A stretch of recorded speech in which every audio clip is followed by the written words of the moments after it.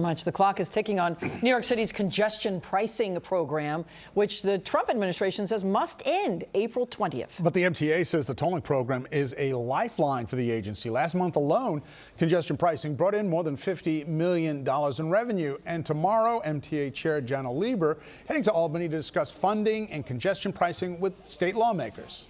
And the U.S. Transportation Secretary had some choice words for the MTA this weekend. Eyewitness News reporter Anthony Johnson live for us in Fort Lee with the latest on the controversial tolling program. Hi, Anthony.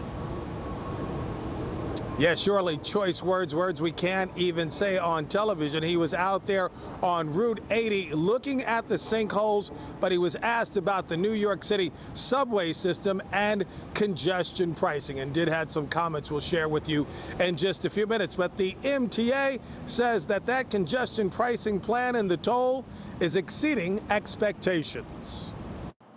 The clock is ticking on the threat by the federal government to shut down congestion pricing. The Trump administration wants the toll pricing plan to stop on April 20th, but the MTA is touting the toll's success, saying it has exceeded revenue expectations. February revenue was $51.9 million. That's $3.3 million higher than what we saw in January. The revenue breakdown is 66% is from passenger vehicles, 24% is from taxis and for-hire vehicles, 9% from trucks, and 1% from buses and motorcycles. Some of those paying the congestion pricing toll say the agency's gain is their loss if you drive into Manhattan below 60th Street and have to pay that toll.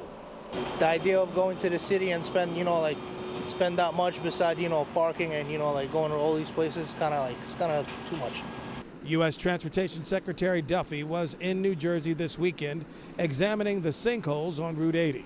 He has been in a battle of words with New York Governor Kathy Hochul over congestion pricing.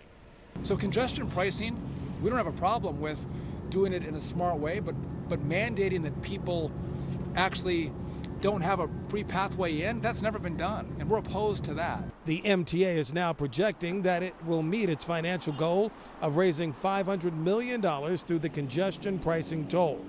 Visitors to the city say they've seen a reduction in traffic overall.